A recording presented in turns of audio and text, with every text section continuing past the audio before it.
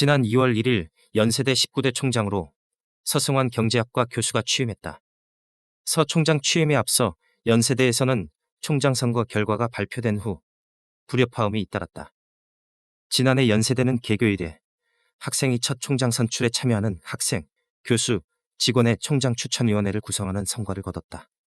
1차 총장 추천위원회에서 5명의 후보로 추리고 2차 정책평가단에서 1, 2, 3위 3명을 이사회에 추천하면 이사회는 이 중에서 최종 선택하는 총장 선출 방식을 구성원 간 합의했다. 지난해에 이런 성과가 이뤄지기까지는 2015년 교수, 학생, 교직원들이 이사회의 총장인준 폐지 저지가 발판이 됐다. 당시 문제는 김석수 연세대 법인이사장의 총장 선임은 전적으로 이사회의 권한이라는 발언이 발단이 됐다. 총장을 이사회가 선임하면 교수평의회에서 인준하는 제도를 이사회가 없애겠다는 주장이었다. 연세대 교수평의회는 반대 입장을 강력히 표명하면서 민주적 총장 선출 제도 수호를 위한 범연세인 걸기대회를 개최했고 학내 갈등은 확산돼 갔다. 결국 이사회는 교수평의회의 주장을 받아들이겠다고 밝혔다. 이런 진통을 거쳐 연세대 전체 구성원이 참여해 1차, 2차 과정을 거쳐 최종 1, 2, 3위 세 후보를 이사회에 추천했다. 드디어 10월 28일 합의된 총장 선출 방식과 이사회의 총장 선임이 합쳐져 선출 결과를 발표하기에 이르렀다. 그러나 이사회는 구성원들의 기대와 예상을 완전히 뒤엎고 2위로 추천된 서승환 교수를 이사회 투표에서 만장일치로 선임했다고 발표했다. 구성원들은 연세대 개교 이래 처음으로 구성원 전체 의견을 모은 총추의 의미를 이사회가 저버렸다고 바로 반발하고 나섰다. 그도 그럴 것이 1위를 차지한 이병석 의과대학 교수는 151표를 득표해 102표를 얻은 2위 서승환 상경대 교수와 79표, 3위 이경태 경영대 교수를 압도적인 표 차이로 따돌렸음에도 이사회가 서승환 후보를 선임했기 때문이다.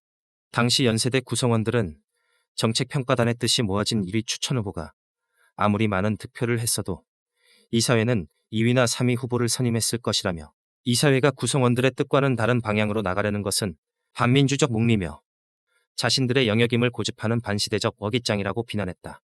이렇다 보니 K모 의대 교수는 이사회가 의대 출신을 이 정도로 홀대한다면 이참에 연예와 세브란스 분리를 고민해야 한다는 격한 발언도 서슴지 않았다. 1위 이병석 후보가 속한 일과대학의 세브란스 병원이 연세대 재정에 큰 기여를 하고 있음에도 과소평가하고 있다는 평소 불만을 그대로 드러냈다. 그렇다면 이사회가 연세대가 처한 재정적 어려움과 대학의 위기 극복에 2위 서승환 후보가 더 부합하다는 이사회 선택이 얼마나 설득력이 있는지 1위 이병석 후보와 2위 서승환 후보의 핵심적인 공약을 들여다봤다.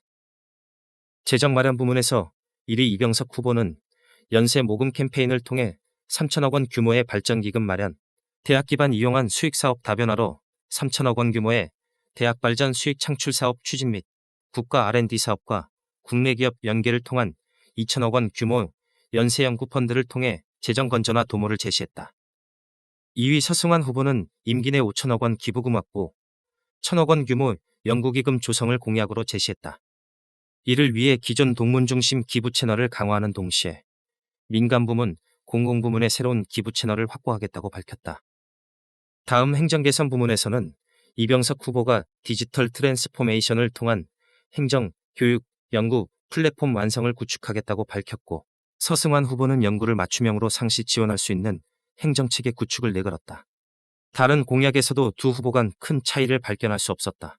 이렇다 보니 연세대 내에서는 이사회의 총장 선임은 자신들의 고유 권한임을 구성원들에게 각인시키기 위해 구성원들이 선택한 1위를 굳이 피해서 2위를 선택했다는 이야기가 돌았다. 만약 이 말이 사실이라면 지난해 상당한 시간을 할애해 총장 선거제도 개선을 위해 머리를 맞댄 구성원들을 보면서 이사회는 무슨 생각을 했을까 하는 불순한 생각이 스쳤다. 익명을 요구한 심오 교수는 이사회는 만장일치로서 후보를 선임했다고 하지만 이 부분도 의심이 간다. 이사회 이사 중 의과대학 교수 출신 2명과 간호대 교수 1명 등 3명이 포함되어 있는데도 만장일치라는 것은 말도 안 된다라며 이사회 발표 내용에 대해서도 강한 의혹을 제기했다. 한편 이런 상황에 대해 이사회 관계자는 3위 내에서 누구를 뽑든 상관없다는 제도의 규정만을 강조했다.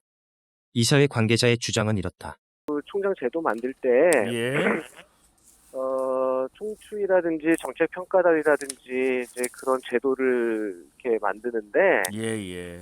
그 구성원들의 의견을 듣지만은 순위를 예. 정하지 않도록 했어요. 예, 그건 왜냐면 알고 있습니다. 순위 예, 예, 예, 예. 그러니까요. 예. 그게 전부입니다. 아, 예, 만약에 예, 예. 거기에서 순위를 인정하려고 하면은 이 예. 사회에는 기능을 할 이유가 없는 거잖아요. 예, 예, 예. 저희를 참고는 할 수 있지만요. 예, 예. 그거대로 하자라고 룰을 만든 적이 없기 때문에, 예, 예. 네, 그래서 이제 그렇게 된 것입니다. 아, 그렇다면은 이제 작년 같은 경우에 처음 그게 이제 구성원들의 의견을 반영한다라는 내용이 처음이었지 않습니까? 네네. 네, 작년과 그 예전과의 관계에서는 좀 달랐던 해다라고 생각이 들어서 네, 다 달랐습니다. 예, 그 의견들의 부분들, 구성원들의 의견 부분들을 이사회가 구성원 첫해 이 부분이 이렇게 올라왔는데라고 해서 그런 의견들을 반영하고자 그 제도를 썼던 건데 그 뭐하러 총추위와 정책평가단을 그런 제도를 무엇 때문에 쓰고자 했을까요? 글쎄 뭐 그거는 이제 제가 제도를 만든 사람은 아니고 저는 예, 실무 예, 예, 예, 담당자니까요. 예, 예, 예. 그렇다면 연세대 이사회가 1위를 저버리고 선임한 2위 서승환 신임 총장은 어떤 인물인지 궁금하지 않을 수 없다. 서승환 총장은 올해 64세로 연세대 경제학과를 졸업한 뒤 미국 프린스턴대에서 경제학 박사학위를 취득하고 1996년부터 연세대 경제학부에서 미시경제학을 강의하기 시작해 연세대 기획실장과 경제연구소 소장 등 주요 보직을 역임했다. 그러다 박근혜 대통령직 인수위원회 경제 2분과 인수위원으로 활동하지만 이미 2010년 박근혜 전 대통령의 싱크탱크인 국가미래연구원의 국토, 부동산, 해운, 교통 분야 발기인으로 참여하고 있었다. 그 후 박근혜 정부 첫 국토교통부 장관으로 전격 발탁된다. 이로써 서 총장의 집안은 박 전 대통령 일가에서 2대째 국무위원을 한 프로필을 갖게 된다. 서 총장의 부친은 박정희 정권에서 육군 참모총장과 국방부 장관, 대통령 안보특보를 역임한 서종철 씨다.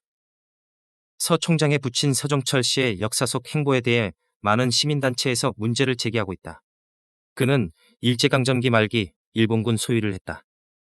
해방 후 1946년 육군 사관학교 1기로 졸업하고 대한민국 국군의 전신인 국방경비대 1기로 입대해 장교 생활을 시작했다.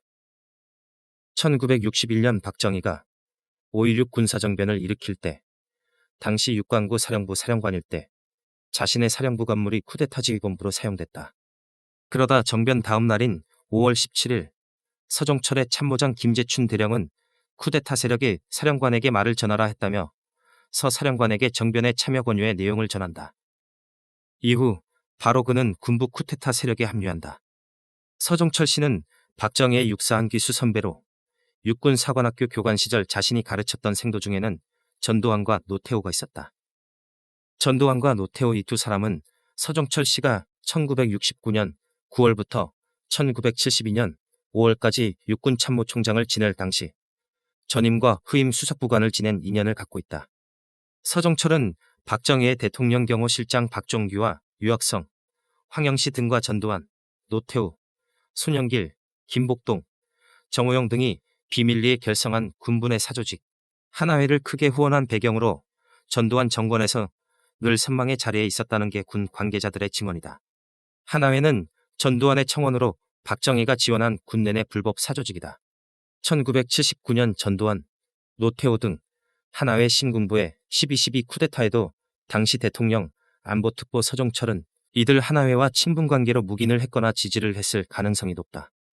이후 그는 군복을 벗고서도 1981년 국내 굴지의 대기업들이 참여한 한국 프로야구의 초대 KBO 총재와 한국방공연맹 이사장을 겸임해 영남의 대부로 군림했다.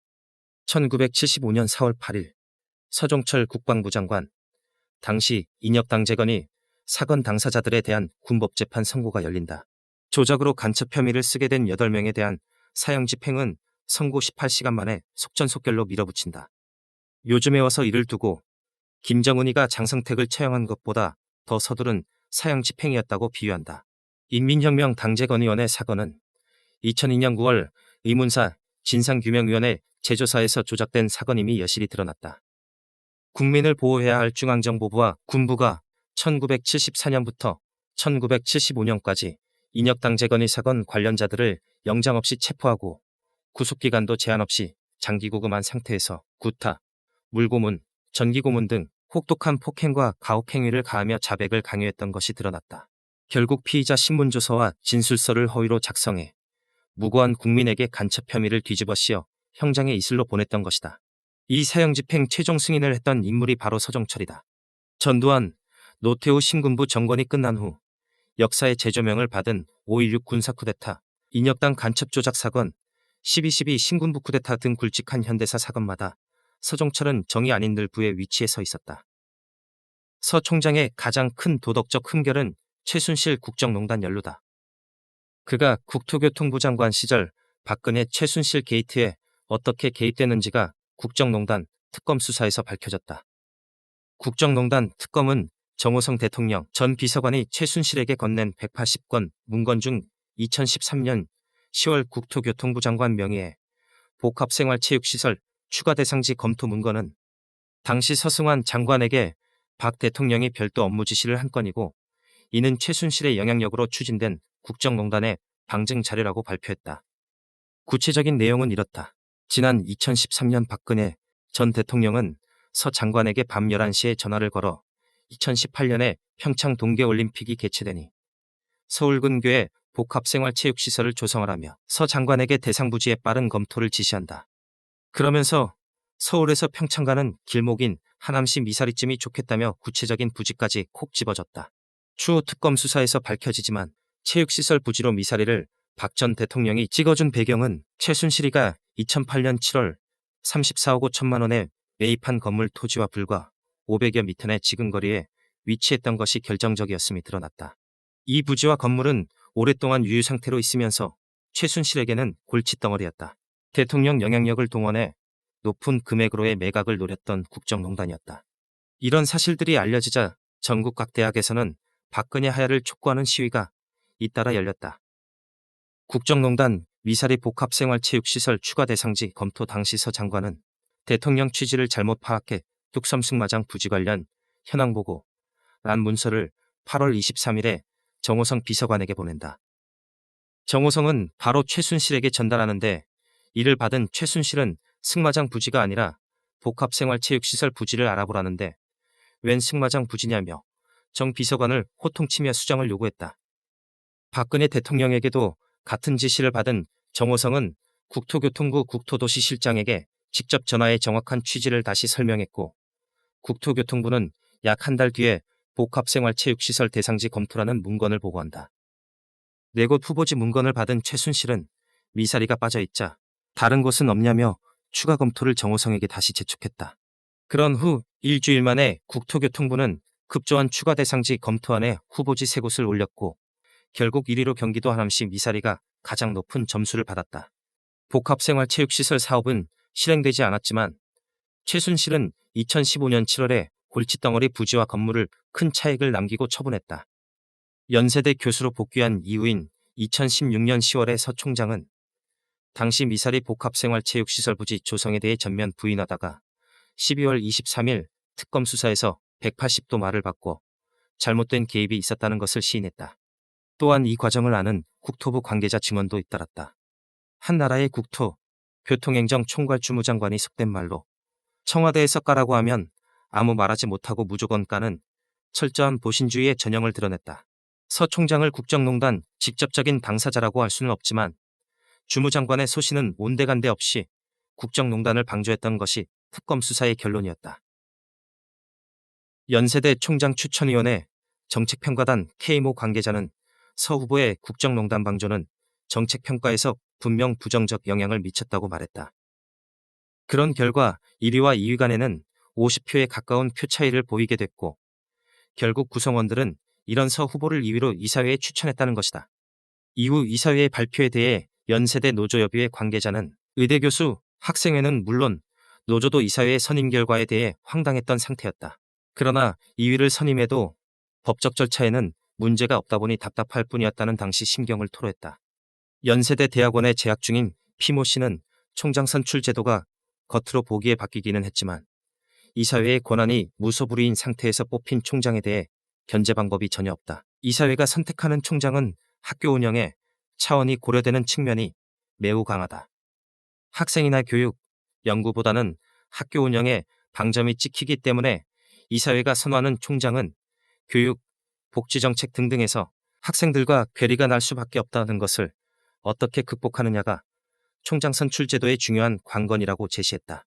그러면서 전체 구성원들의 중간평가 결과에 대해 이사회가 일정 부분 이상 책임을 지는 항목이 중요하다고 지적했다. 이사회 기호에만 맞는 인물을 선임하지 말고 전체를 두루 살피는 총장을 선임하라는 뜻이라고 덧붙였다. 연세대 이사회는 이휘서 후보를 신임 총장으로 선임했다. 그것도 만장일치로 서승환 후보를 뽑았다고 밝혔다. 뚜렷한 선임 배경 설명이 없다. 두 줄짜리 보도자료가 전부였다. 그 누구의 주장처럼 총추위 정책평가단이 매긴 순위를 굳이 틀어보겠다는 것처럼 아무런 설명 없이 50표에 가까운 차이가 난 2위를 선임하고 끝냈다. 이로써 학교 구성원들의 이견을 모아 총장을 선출하려 했던 총추위 출범 첫 해의 의미는 사라졌다. 최순실 국정농단은 100년이 넘는 전통의 사학, 이화여대를 무참히 침탈했다. 한국 대학 사회의 부끄러운 자화상으로 기록돼 있다. 이런 부끄러운 역사를 대학 사회가 스스로 걸러내지 못한다면 인간 존엄과 가치 창조가 더욱 요구되는 4차 산업혁명 시대에 한국의 대학이 갈 길은 불투명하다. 특히 한국 최고 사학으로 평가받는 연세대의 선도적 역할을 이 사회가 요구하고 있는지 모른다. 연세대의 지성들은 한국 사회 현대사의 변곡기마다 자기 목소리를 크게 냈다. 학술, 의학, 문학, 예술 등 다방면에서 세계적인 인물을 배출해 한국 최고의 사학임을 입증했다. 이제라도 연세대 이사회는 구성원들에게 왜 서승환 후보를 총장으로 선임했는지를 반드시 설명해야 한다. 1위와 무엇이 달라 2위를 선택했다는 명쾌한 답을 해야 한다. 만약 계속 설명을 미룬다면 총추위 정책평가단이 추천한 인물에 대해 괜한 트집을 부리는 옥리와 어깃장이라는 구성원들의 비판과 한국 사회가 요구하는 사회적 가치, 문재인 정부가 청산하려는 적폐와 국정농단 부조리를 덩치 큰 연세대가 외면했다는 질타를 면하기 어렵다. 세계적인 글로벌 대학으로 발전하려는 플랜을 연세대 이사회가 세우고 있다면 구성원들과 중지를 모으지 않으면 결코 쉽지 않다. 또한 한국 사회 전반과 대학에 뻗쳤던 국정농단을 대학 스스로가 정리해내지 않는다면 또다시 그들은 대학을 언제라도 삼키려고 덤빌 것이다. 적폐와 집단지성이 한 지붕에서 살 수 없다. 연세대 건학정신은 너희가 내 말에 거하면 참 내 제자가 되고 진리를 알지니 진리가 너희를 자유케 하리라는 성경 말씀을 바탕으로 진리와 자유의 정신을 체득한 지도자 양성에 두고 있다. 연세대 이사회에 추구하는 진리가 한국 사회의 보편적 관점과 정의에 기반을 두지 않고 대학 구성원의 기대에 부응하지 않는 행보를 해나간다면 연세대 담장 밖 많은 대중들은 연세대 존립 이유에 대해 반드시 묻게 되는 때가 올 것이다. 한국의 대표 교육 채널 유튜브 교육 방송 YBS였습니다.